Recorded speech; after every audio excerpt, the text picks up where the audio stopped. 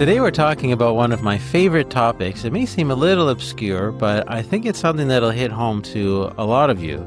And it's the subject of taking a sabbatical year, or however long it may be. It may be a few weeks, few months.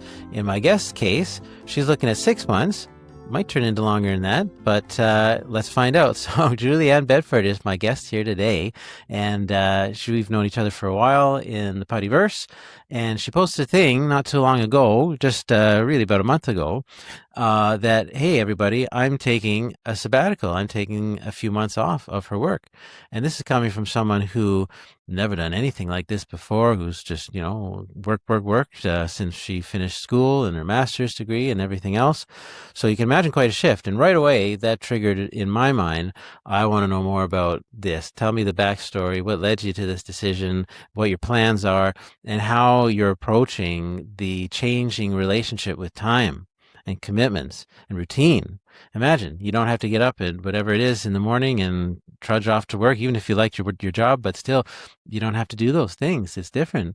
So she tells us how she did it. Lots of planning, of course, lots of savings, and, really keeping an open mind as to expectations, goals, objectives, taking a day at a time. Oh, and by the way, she's getting married in a few weeks, so that's keeping her busy too. But she'll have time after the wedding to then carry on with this sabbatical time. So, as I say, if that's something that speaks to you, and I know it does, a lot of people bring that up and think about it. This will be a good episode for some inspiration and to see how Julianne's done it. We chatted for quite a while. This is a bit of a longer conversation, so I'll keep this short, but let's dive in and learn all about it. Welcome back, everybody. I am with Julianne Benford, and this is your first time on the Multipod, isn't it? Yes, it's my first time on the Multipod. I would say long time listener, but I feel like sporadic listener is more accurate. Yeah, that's great. Yeah. I mean, I think we've kind of maybe bounced the idea around for a little while, but the timing was perfect because, well, we'll see how much we talk about today. It could be a whole wide range of things, but in particular, I was really, really interested in your sabbatical project, let's call it, your at least 6 months, maybe more, but kind of a gap year type thing that you're very much diving into right now. And I know that's something that a lot of people will really resonate who are listening and watching. You've either done it themselves or they will love to do it. So I'm just curious. I love when people do this kind of stuff. I kind of lived my whole life as a gap year for a long time until I had kids. It was always like I was working. The working was the gap for me because otherwise I was traveling and doing other fun things. So I can really resonate with just the mindset, of wanting to do a full switch and kind of maybe move or travel or, let everything go, but just to have a change in routine, right? And get out of that day after day, month after month type thing. So what's led you to this point of wanting to make that change? All right. So this is a medium length story. Yeah, we got time. So I have worked in higher education for 12 years now. Well, almost 12 years. I've stopped just short of 12 years. And I started out, the first place I worked, the first university I worked at for 8 years. Yeah. And then they were restructuring and I decided it was time to leave and go elsewhere. And when I left, I went to an arts university and that was a really interesting experience because I learned that artists basically just sort of decide that they have the kind of authority and ability to do whatever project it is they want to work on, and they just do it. Okay. So that was cool. Quite empowering.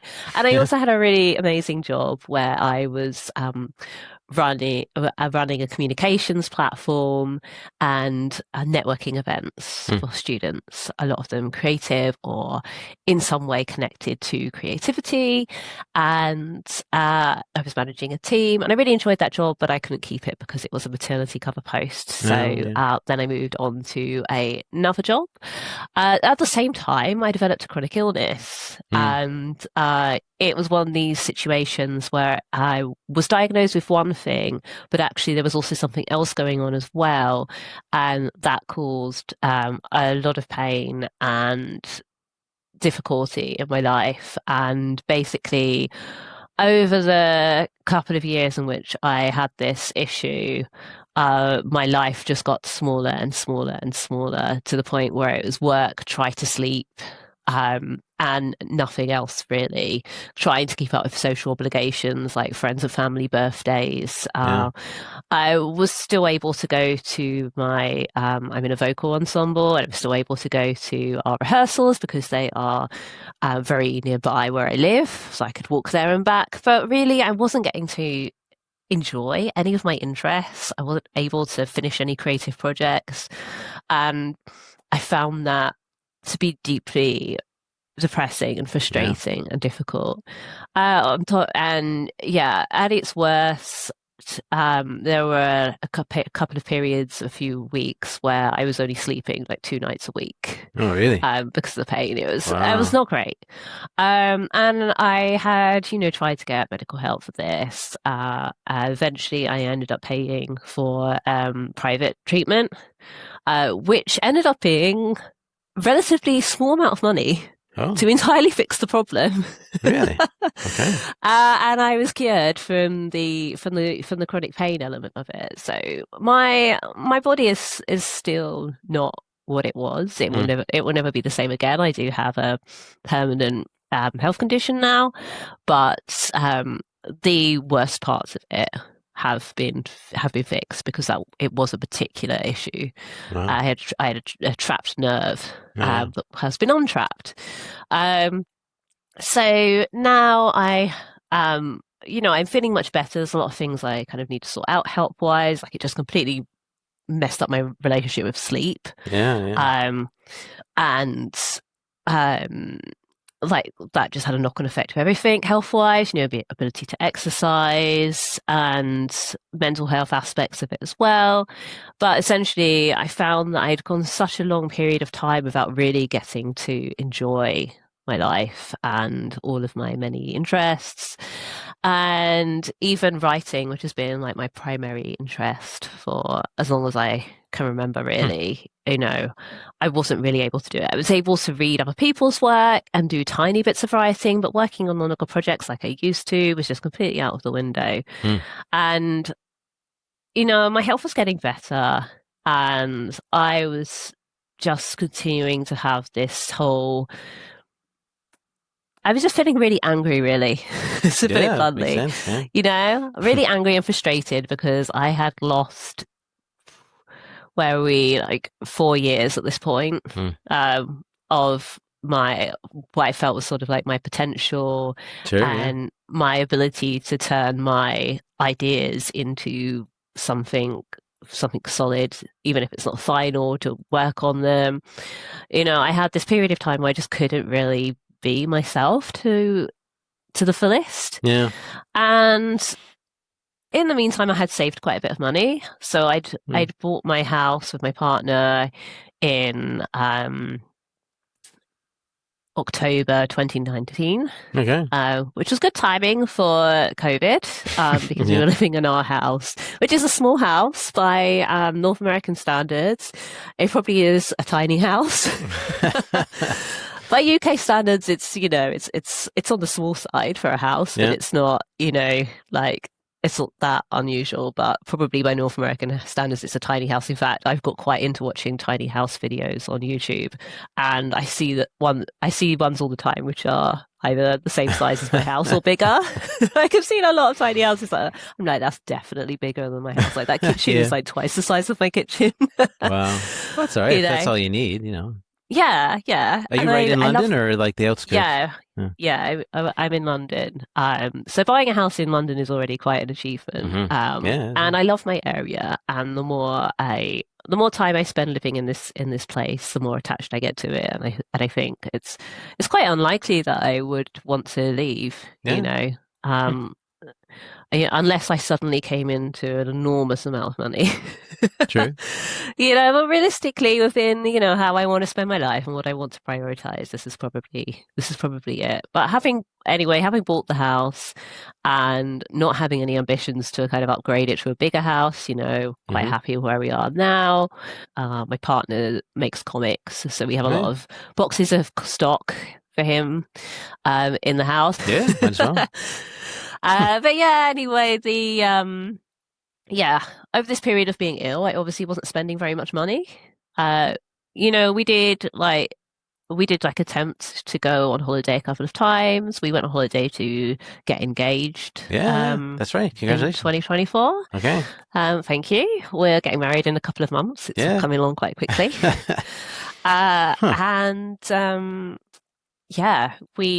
It basically just hadn't been spending money. Meanwhile, my partner has been spending money because he makes comics, right? So we've got this situation where he's spending all of his savings on comics, right? He's a writer, so he spends a lot of money on paying artists and the rest of the creative team behind a comic. There's so many people involved in a comic. You've got letterers, colorists if the artist doesn't do their own colors. If you're putting it together in a book, then you really need a designer to lay it out in the book so that it all looks really nice and professional. Actually the actual printing part of it as well, and then there's attending conventions, travel, hotel costs, the fees to have the tables. So he's spending his money on this. My money is just accumulating because I'm too ill to do anything, and I got to the end of this and found myself in, frankly, quite a fortunate position where, because I hadn't been spending my money, I had this money and I just didn't know what to spend it on, Yeah. I got to the end and I was like, well, I can't, for a long time I was trying to, set some money aside in case I wanted to spend it on a writing project, whether that is getting professional help with editing or whether it was something I decided to self-publish, or whether it was promotional activity I wanted to spend it on. I thought that. But I realized after talking with several people that potentially there was another use I could put it to, and that was buying myself some time. Yeah, neat. Cool. So I'd been working full time and I was getting to a kind of a natural stopping point with my job. The job I had up until a couple of weeks ago, I was sort of getting to the point where I was like, I think it's time to move on. And I thought, well, if I'm going to move on and I'm going to leave anyway, right? Why don't I take a break? And it was so hard for me to get to the point of letting myself take the break. So I'm naturally very financially conservative. I think it's because I realized at a young age that I love living in London. I would always want to continue living in London, and it would be very expensive. So buying the house was this huge goal that I was working on for the longest time, being very thrifty in order to save up as much money as I could. For a long time, it was sort of it even felt like a pipe dream while I was doing it, because I thought, oh, it's going to be so much. I'm not going to earn enough. Then I got promoted at work, and suddenly it was within my grasp, And I had my partner as well. He started earning some more money and it just suddenly became this thing. And so those kind of habits of saving money have just meant that I kind of carried on, even though I didn't have a particular goal in mind. That's interesting. I'm fortunate that in higher education, pension is kind of taken care of. It's deducted from your salary, and your employer also puts money in. But still, I went back and forth. I was like, oh, but I kind of visualized that I'd save this money and I'd take a gap year really when I had published a book. I thought if I get a book traditionally published, I'm going to go all in on being a writer for a whole year. And that's my plan. But I talked to people about it and they were like, but what if this career break helps you work towards that goal? Wouldn't that then be a worthwhile investment? And I was like, okay, yeah, fair. That does make more sense than sort of using it as the carrot. Yeah. And just sort of forcing myself to carry on and be like, well, you have to make things work as they are now. You have to keep having a full-time job and trying to write at the same time. And if you never manage to finish the book, you never get the break, so I realized this didn't actually make any sense as like a life strategy. And that maybe I should, that maybe I actually deserved to use this money on myself anyway, Yeah, like I'd say so. maybe it would help me towards this goal, and that even if it didn't help me towards this goal, I deserved the time for myself anyway. Mm-hmm. Like I'd been through so much, and at the end of the day, this was my money that I hadn't been spending on other things. I hadn't been going on holidays or Yeah. spending it on clothes or hobbies or anything really. Like we can spend our money how we like. And yeah, I eventually convinced myself that I could do this. Was there any resistance from work, from your employer? Of you leaving, I guess? Not really. No. I mean, my manager did say to me when I spoke to him about the fact I was considering it. He was like, it's not a great time in the job market right now. And I was like, but by that point, I was like, I don't care. Like, I just kind of got to the point where it's like, I can't just keep hanging on until there's a good job market, right? Because even if I did that, 6 months later, the job market could be bad. Like the job market's not good right now, but in 6 months it could be good. And also, the fact is that I'm not entry level. Yeah. I'm like I'm a mid-career professional. If I go back to the same industry, I've got years of experience behind me. I've got years of variety behind me as well, because I've done such varied jobs in different areas. I've got years of attending conferences and networking with people. I've got all of this behind me, so I'm not really concerned. Like I'm pretty confident that if I want to go back to higher education, I can go back to higher education. And I'm also quite flexible really with what I end up doing in higher education. Like I'm open to doing like interim posts. There's a lot of interim posts right now. I am like not using LinkedIn at the moment. I'm not using LinkedIn for the first 3 months because it'll be because at my level in higher education, it's 3-month notice period if you want to change jobs, if you want to leave. So generally roles are being advertised 3 months before they expect you to start. I need to like start looking at jobs about 3 months into the career break. Sure. Maybe 4. But I've basically decided I'm just going to start off being really, really picky with what I look at, and then we'll work back from there. But yeah, that's good. When so my LinkedIn at the moment is sort of on hold. I'm not looking at LinkedIn. I'm not thinking about work. Yeah, well, that's the point. I mean, it's good to have some kind of, idea for how things will shape out in the end. Yeah. But right now you're on a break. So what are you going to do first? Exactly. It's not being on LinkedIn. So yeah, what do I want to do first? Well, that is such a good question. So the first month, I essentially decided I'm not going to commit to anything. Good. So the whole of April is just sort of me kind of putting my feelers out, connecting with people, thinking about what I might like to do, and trying to get the wedding admin out of the way as much as possible. What's it been like so far that, like, I mean, as we're talking here, it's been a couple of weeks or so, like just a change in routine that first Monday, whatever it was. And it was a Wednesday. Wednesday, yeah. and you don't have to, get up and go to work, right? And then getting used to that feel like such a complete 180 change of feel. How was that been like? Yeah. And I went straight into the Easter holidays. So if I'd carried on at my job, I would have had to work the Wednesday that was my first day of the career break, but then I wouldn't have had to work the Thursday, Friday, obviously there was the weekend, or the Monday, Tuesday following. So I don't really feel like the career break properly began until the Wednesday after that, because that was really the first day. Yeah. Apart from that one lone Wednesday when I would have been back at work. So yeah, I'm very much still adjusting to it now, because it still just feels like I'm on like the long weekend. It hasn't really. I keep still thinking about work. Like work things just still keep popping back into my head. So, like quite a lot of people said to me, "Yeah, you're going to need like that adjustment period," and I definitely need that adjustment period because my head is still in such a work zone. Yeah, and I feel like I'm only just getting to the point of feeling like I'm not in that work zone, and it's going to really take me another few weeks to get fully out of it. Probably. But yeah, I didn't want to go in because I know what I'm like. I'm so ambitious with creative projects and how much I can get done within a relatively small period of time. So I can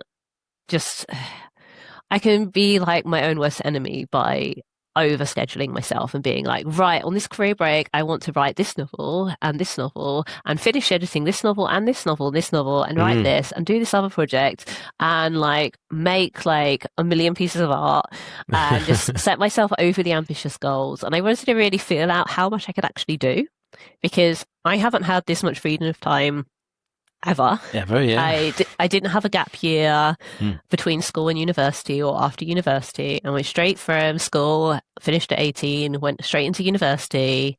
I did my undergraduate degree, and then straight away at 21 did my master's degree. And then after that, I was unemployed for a couple of years because I graduated into the recession in late 2000s. And yeah, like it took me a while to find like a permanent job. So I was doing like random things, really, like customer service type roles and then admin roles before I then ended up getting one admin role in healthcare and then moving into higher education, which I was delighted to be in because I loved my university experience. And I still think that higher education is an amazing sector to work in. It's having some problems at the moment in the UK, which make it not as great as it once was. But, you know, I still think working in education is amazing. But yeah, I've never had a break. I don't know who I am without work, really, or striving for work. Yeah. Wow. You know, and when I was unemployed, I was obviously trying to find work desperately. And also I was so young, you know, I was so young. I was 20, 21, 22, 23, you know, and I'm 39 now. Right. And I've never had that break. I don't know who I am without work. And it's been such a big part of my identity. Like I really was very motivated by work. And when I was struggling my creative projects, to an extent, it didn't really matter because I was being fulfilled by work. You know, I always knew that I was doing good things in my day job. So that sort of kind of baseline level of like, I'm achieving something in the world, I'm completing projects was being ticked off. Sure. Do you feel defined by what you do for work?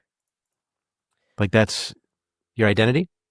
No, I feel like it was part of my identity. You know, it was a strong part of my identity. And when I was in jobs that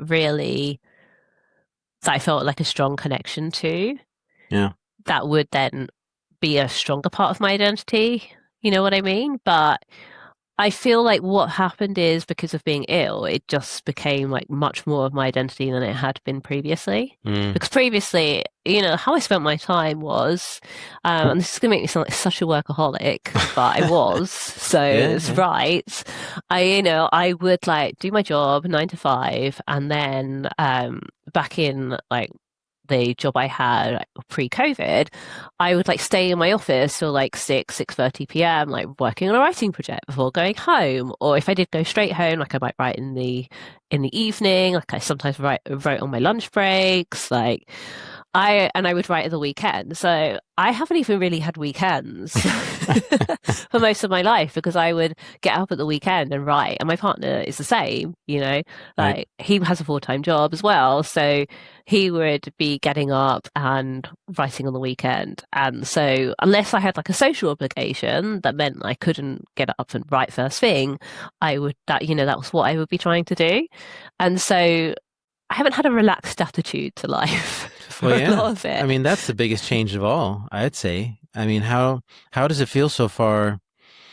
Or maybe are you able to kind of switch off and just be free of like of bookings and things in your calendar, right? And having space. Like, what's that adjustment been to having more time? I feel like I haven't had that spacious feeling that I was really hoping for yet. And I don't think I'm going to have that spacious feeling until after the wedding, to be honest. I feel like that is something I'm unfortunately because of just the way that the timing's worked out, I'm not going to get immediately, because I do have all these obligations of trying to plan the wedding and suppliers I need to go back to and things. And, that's inevitable. But I am happier managing that than I was when I was trying to manage it and work at the same time, and also feeling really frustrated because I wasn't working on my creative projects. Right.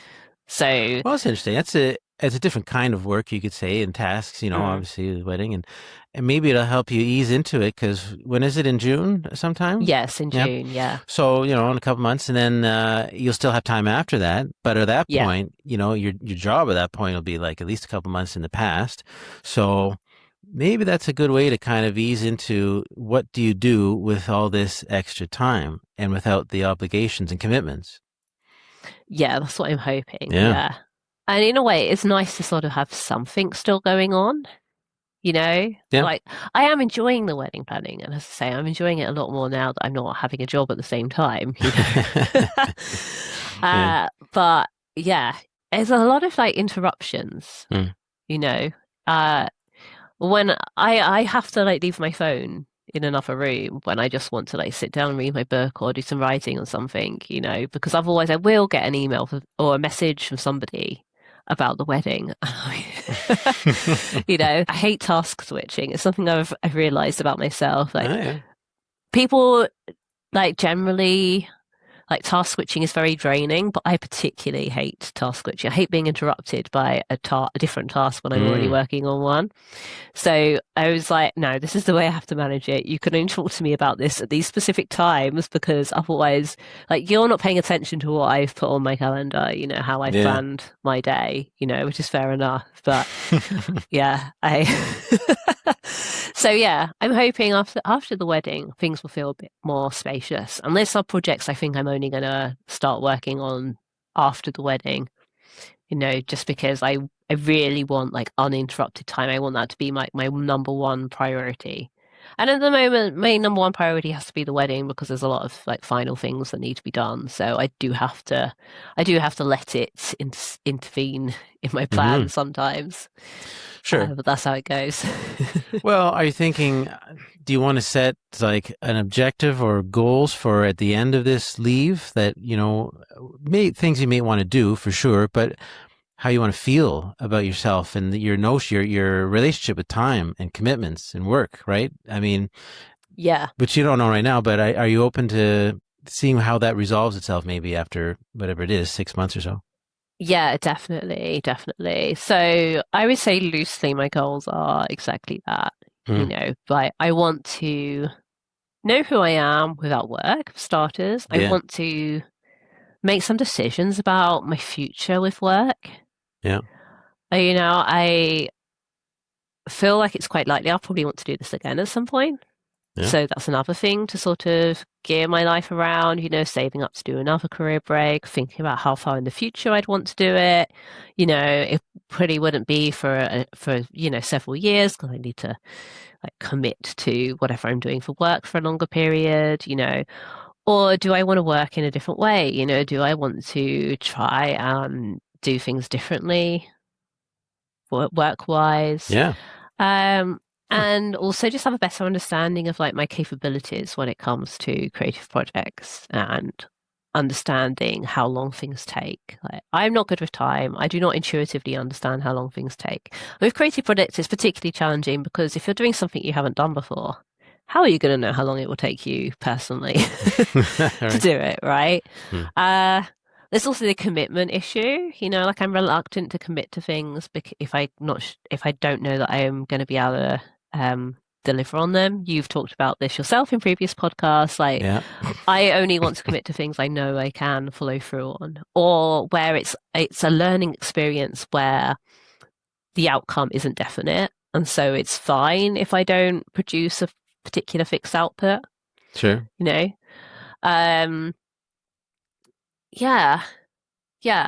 And I want to improve my sense of my own self-efficacy.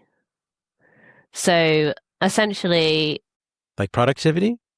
No, self-efficacy. Okay. So that's like your belief that you can do the things you want to do. Oh, okay. Like that you that you can actually have the effect you want to have in the world, Wow. essentially. So yeah, I've just Googled it. Wikipedia says it's an individual's belief in their capacity to act in the ways necessary to reach specific goals. So I have a really strong sense of this when it comes to work stuff. You know, my career has been long and successful enough that I have a really strong sense of this. And I used to feel this way about creative projects. I used to be like, yeah, I can achieve anything I put my mind to. But unfortunately, that has naturally, I guess, taken a bit of a dip over the past few years. And I'm more insecure than I ever remember being about my ability to complete my creative projects. And I think, yeah, it would be a great boost to my sense of self-efficacy to like get something done and out there. I great. have not. It's not something that my understanding. It's not something you can fully like positive think your way out of. You can't just tell yourself, "Yeah, I can do the thing. I can do the thing. I can do the thing." You have to prove to yourself that you can do the thing, and it improves your confidence generally. You know, the more that you prove to yourself that you can do more than what you've achieved before, the more you can do what you've achieved before, essentially. Yeah, kind of snowballs. Yeah. And like I self-published a novella in 2020 set during the COVID pandemic. Yeah. So I wrote it. So it's set in the first 2 weeks after the first lockdown in the UK. And I wrote it, and I think I started publishing it. I started writing it a couple of weeks later, like after the actual time in which it's set.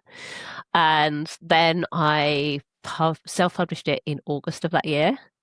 And I had like such a boost from that experience, you know. Okay. I finished that, and I did two novel drafts like really quickly afterwards. I think I did NaNoWriMo that year, and then I did Camp NaNoWriMo the following year, RIP NaNoWriMo.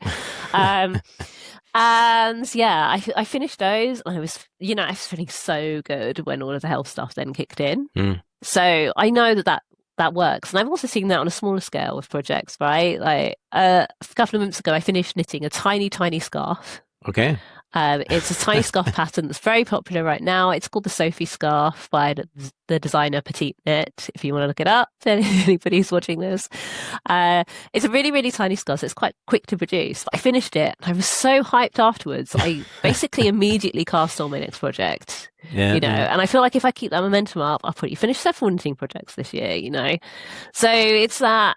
It's just sort of it boosts your faith in your own ability to complete your goals. And that's wonderful.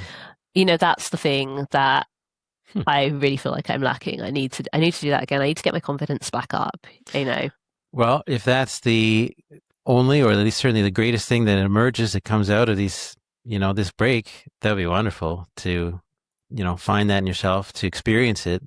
And I think for multipotentialite, especially, completion, and not necessarily, we've talked about that before on the show too, like you don't have to necessarily complete something. It's kind of an arbitrary concept, but at least to a point where you're satisfied. So the satisfaction of completing something, to the extent that you want to, and knowing that you're happy to say, I'm content with whatever it is, and ready to move on, and you're not feeling any regret or like I left or I gave up or anything like that. So yeah, that's a really neat thing just psychologically to dive into for you next little while. Yeah, I was listening to that episode speaking about completion yesterday, and I was like, yeah, this is really, because there are some projects where there is a definite end goal, there is a definite outlet, right?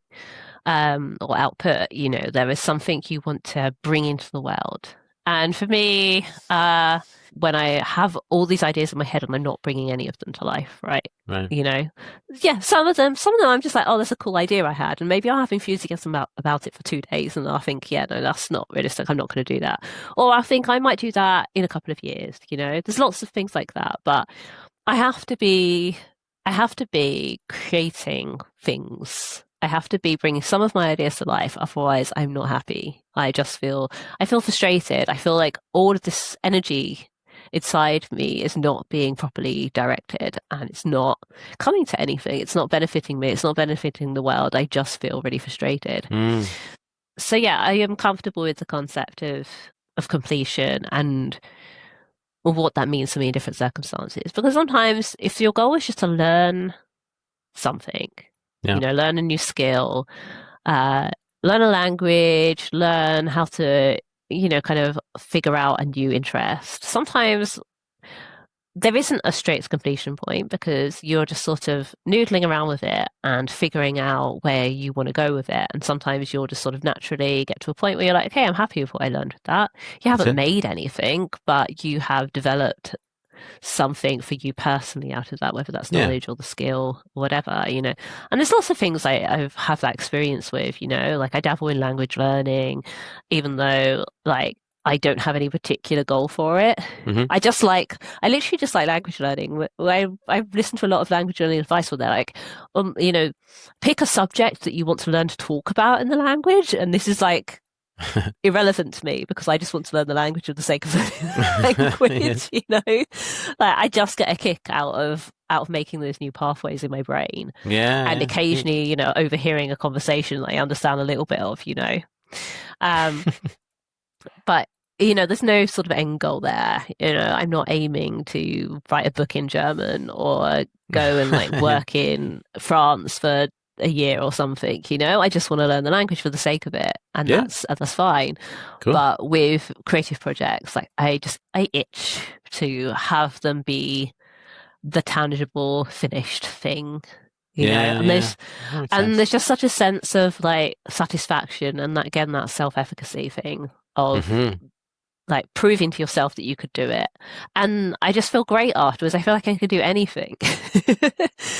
And that's what I really miss. And that confidence in myself has just really taken a knocking over the past few years. Like I'm just so much older than I was before, like, and that's without like a thing to show for it. Whereas I'm used to, I wrote, I drafted this project, I achieved this really exciting thing at work, and so that's another thing. And to bring it back to the sabbatical project is really having that time, which is just mine, and it's interesting. And another thing I want to do is I want to like inspire more people to give this a go, even if they can only do it for a few months, or for them it would be much longer, because I listened to a couple of podcasts about people going on sabbaticals or career breaks. I think there was one called Sabbatical Stories and one called so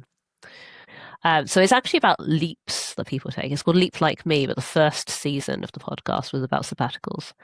And like listening to those was amazing because it was just having that sort of like connection through people telling their stories to the idea of actually doing it. It made me feel so much more comfortable with the idea of actually doing it. And some of those people, like, they do radically different things to what I'm doing. Like most people do it to go traveling, right? Sure. And often they're either doing it solo and they're going traveling, or they're doing it with a partner who is also going traveling with them. Whereas I'm doing it solo, even though I have a partner. He's carrying on his job so he can fund his comics. Right. While I do this, and I'm not going traveling, I might go on a couple of holidays, I've got a couple of friends who I might go and visit. But like largely, I'm just going to be at home working on my stuff. And that's great. People, like this is what I want to do with it. But I think it's less like, it's not a thing I hear about people doing, like taking a creative sabbatical rather than going traveling. Well, I like the idea of popularizing that, encouraging others. You don't have to travel. Yeah. You can do it in other ways. You don't have to travel. Like you can save a lot of money just by continuing to live in the same house you're living in, if you own it, Like if you don't, if you're renting and you can like put all your stuff in a storage unit and go traveling, you'll save more money doing that, sure. Mm-hmm. But if you want to take time off and you don't want to, if you have a creative project you want to work on, then you can just do it at home. You can stay exactly where you are now and basically just live the life you have now, but just awesome. With more time. I love it. I mean, I hope everyone gets a chance to do it at some point. And even you'll probably find that you do it. Well, you talked a bit already that you do it once and you're going to enjoy it. and it's like you're going to want to do Yeah. it again. And of You're going to want to course, do it again. Yeah, yeah, definitely. I mean, yeah, yeah. that's what I found listening to these podcasts. There were a lot of people who described doing it once and they did it again. Or there was like someone who did it and just never came back to normal life. And like 9 years later, she still considered herself to be on sabbatical. I was like, Nice. I feel like you're stretching the definition a bit there. Like, it's been Maybe. 9 years. I think you need to accept this is your regular life. Yeah. you know.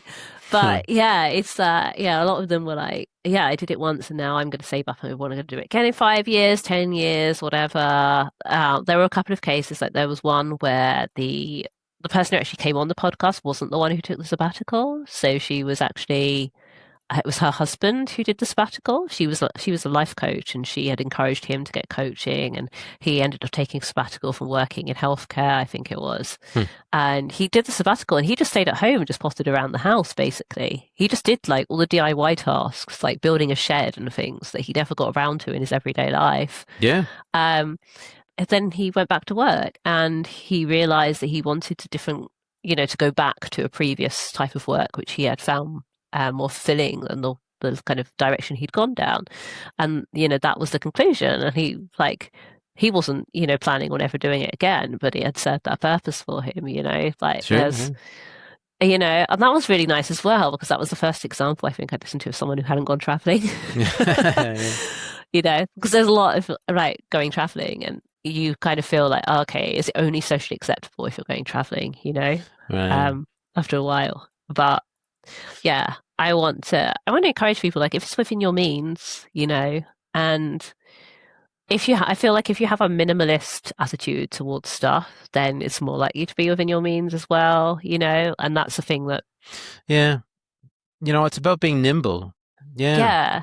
And I part think of I it would have that's done this in my reflected in 20s. This is sure. not something for people in their 20s or even really in their 30s. Like, I'm 39, so I'm like right on the edge of it, This is not something that a lot of young people are going to be able to do, to be frank. Financially, Yeah. it's a later in life if you have the privileges and the work history to be able to do it, I know Yeah. it's a luxury experience to have, but it is, if you are, it's a choice you can make if you have the means. You can decide, like, okay, I'm going to cut back on holidays and spending my money in all these other ways, and I'm going to save up for this instead, and that should be something that's more normal, Yeah. like, That's just it, right? I mean, I'd love to see. I think there's more awareness and even acceptance and encouragement of people doing this. You still have to be able to do it logistically, and it's rarely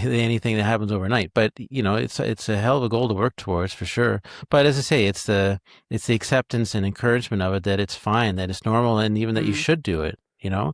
And that's part of this pushback. We can go, this is a whole other thing, but the pushback, I think, against this, just relentless work life, consumption and go all the time, and people wanting to slow things down, especially, and really, as you say, especially as you get into, well, late 30s, 40s kind of thing. You've lived a chunk of life. Maybe you have kids, which does change things, but eventually those kids will be out on their own, right? And so maybe that's something that you think in the back of your mind. I've certainly met lots of people who've done that once their kids moved out, and they may have sold a house and then carried on, But regardless, it's like, yeah, it's good to have a bit of life living underneath you, to kind of get the perspective to really make the most, because it changes your relationship with time. That's really the fundamental thing. It's being able to just get up in the morning and, go at your own pace. Like, I've learned that here. I mean, I certainly feel like I work pretty full time doing podcast work, what I do now, which I appreciate for sure, but it's the flexibility.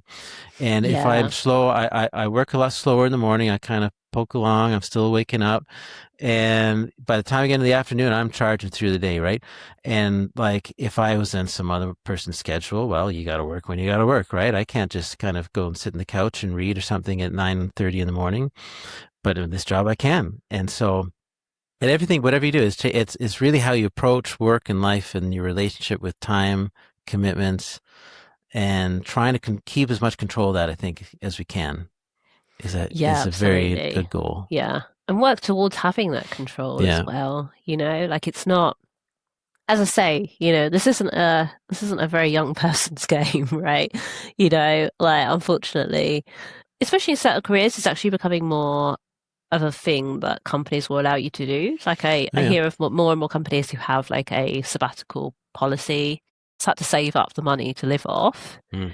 And even then, like it's actually not as much as you might expect because Mm-hmm. when you get back to work, you won't pay as much tax because of all the time you weren't Oh, earning. yeah. So if you can like afford it at the front end, you can then sort of make up for it at the back end, if you see what I mean. Yeah, yeah.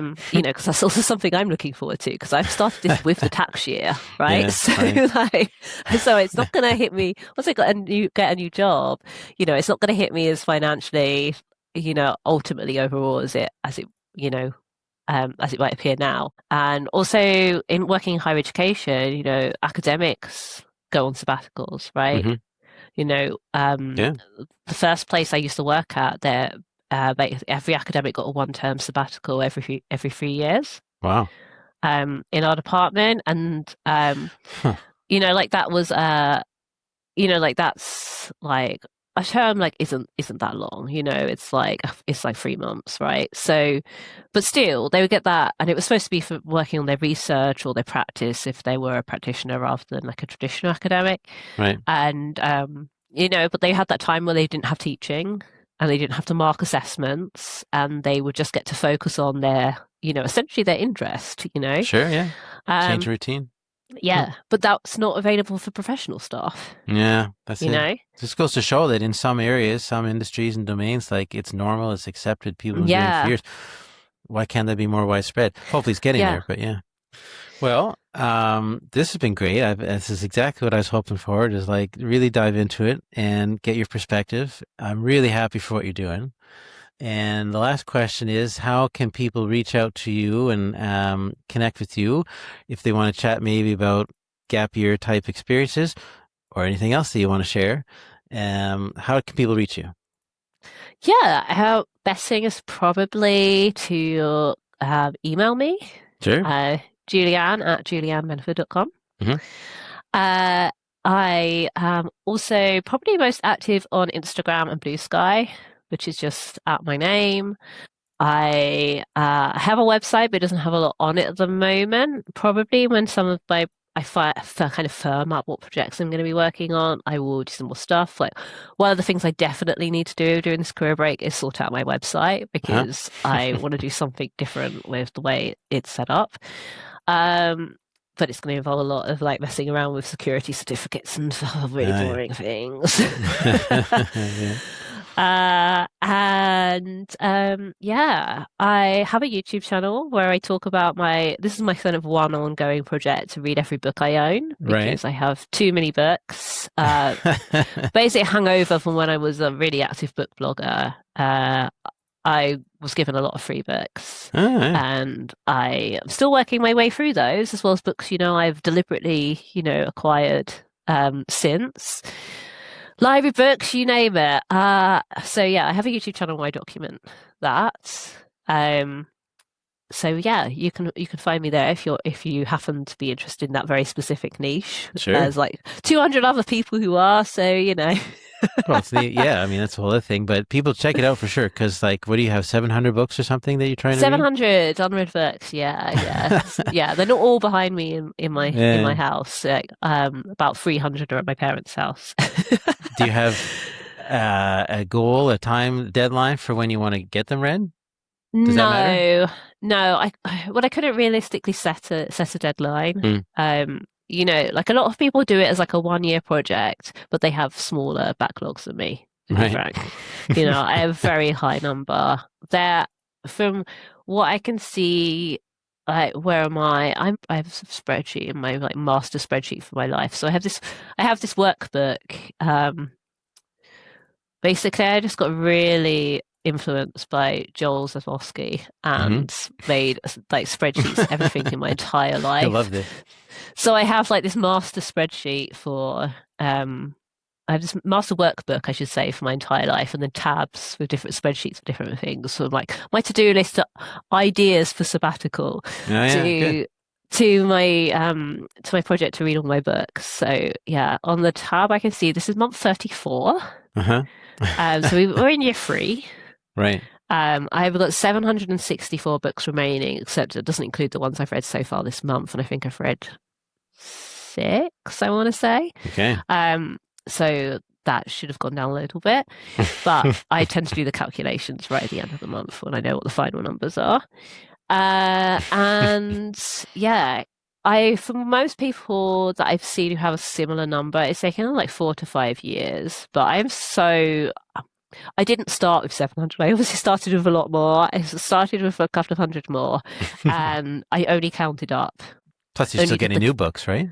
From time to time. I'm still getting new books, but not at the same rate. Yeah. And I only counted up in July last year. So before that, I was running blind. I didn't know how many I had. I sort of assumed it was somewhere in the ballpark of 1,000. So I was pleasantly surprised to when I did the count the first time, it was 792. Wow. When you finish books, do you keep them, or you send them on their way? Mostly they move on. Yeah. So it's a decluttering project. I find decluttering. So I'm not a sequential multipotentialite. I probably would have an easier time of it if I was. I am a simultaneous multipotentialite who kind of dips in and out of different interests. There are a couple where I've kind of stopped doing them and never gone back to them. I have had interest in the past where I'm like, okay, I think I'm done with this now, and I've moved on. But generally, I'm simultaneous. So I am. I always have writing on the go, and then everything else just sort of like ebbs and flows in my life. And so I have a lot of like non-fiction, which ties to different interests, different areas of fiction I've been interested in. And very rarely do I find that I have completely no interest in a book anymore. It's more like, okay, that's kind of on the back burner for now. But so I'm not going to read it right now, but I'll probably read it later. That's kind of been my attitude. Yeah. And it's also, they just do take up too much space. Like I do just need less of them. And the fact that I don't tend to keep them, I do tend to move them on. Like if I'm not 100%, I'll definitely read this again one day. It goes, So most months, I get rid of most of the books I've read. Like almost all of them go. So they're not hanging on. It's a one-time process, and I also see as it's teaching me a lesson as I do it. Yeah. Like I acquire fewer and fewer books because every time I'm considering getting one, I'm like, am I going to read this right now, or is it just going to go on the shelf and then it'll be yet another one? It's like it takes like a moment to undo all the good work of reading loads of books. Like it's a hell of a project. It is. So yeah, that's my one kind of ongoing project, because I wasn't I'm sticking with this one to the bitter end, I'm so far into it now, right. There's no sort of like, I don't want to make a video that's like, I gave up TBR 0, which is what we call it in the book world, it's to be read, TBR, to be read. Oh, that's what that means, TBR, okay. Yeah, you'll see it, everyone. You'll see it on the channel. It's TBR everywhere. We call okay. It comes back from like the book blocking days where we had it's TBR for your to be read pile. Another acronym we use a lot is DNF, which means did not finish. So if you stop reading a book before getting to the end, you say you DNF'd it. Just these little bits of slang. Yeah, that's neat. Yeah, so we'll put links for that. Check it out, everyone, and reach out to Julianne. You can send her an email. And for all of us in the Puttyverse, we'll see you around there for sure. Yeah. Of course, if you are on the Puttyverse, you can send me a message on the Puttyverse. Yeah. Awesome. Do get in touch with me, especially if you're on a career break. I've like got in touch with so many people who have done a career break or something. We just love to talk about it. I think it's like they're like, oh, I'm doing this unusual thing, and it's so exciting, but it feels like it's quite hard to talk to people about because they're like, you don't want to make people jealous or like end up in a conversation where they're like, oh, why would you do that? Because some people can be like, there's so many they're different confused angles as to why you're doing it, like not very open to the idea, or they like are like, how did you afford that? And you're like, well, the way you afford anything. Pretty much. Yeah, it's true. You know, like the same way the same way I bought my house, guys, the same way I, Yeah. do anything outside of, like the bare necessities, like Yeah. I decided that's the thing I wanted to spend my money on, and so I did. Good.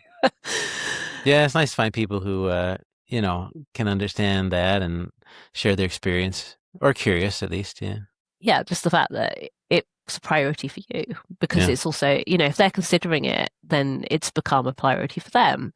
That's right. If they've done it in the past, it was a priority for them, in the same way that there's so many different ways in which you can pursue your goals and the lifestyle you want to live. And I really enjoy hearing about the choices that other people have made, in regards to them, people doing things differently. And yeah, also if you've made a career change, and you've documented that somewhere, like I'd love to hear about that, because that's something I'm considering. Do I want to change career, or do I want to go back into higher education? Like, what am I doing? Yeah. How do I want to spend my 40s, essentially? That's the question. Yeah, that's the next one. Well, maybe we'll circle back, in a few months, as I suppose you get into the end of this period, but check in, see how it went, and yeah, how are you feeling? Yeah, definitely. I'd be very interested in that. Good. I was thinking like, back a few years ago before all of this happened to me, like when I used to be like, I'm really like in a job which really like is perfect for me as a multipotentialite, because I get to do so many diverse things. And, like that would have been a good interview back then, I think. So yeah, I feel like it'll be interesting. We'll see what happens. I'm excited to see what I end up doing, what I end up working on. Yeah, that's awesome. Well, I'm really happy for you, and thanks very much for being here and sharing your story. Yeah, thank you for having me. Yeah, cheers.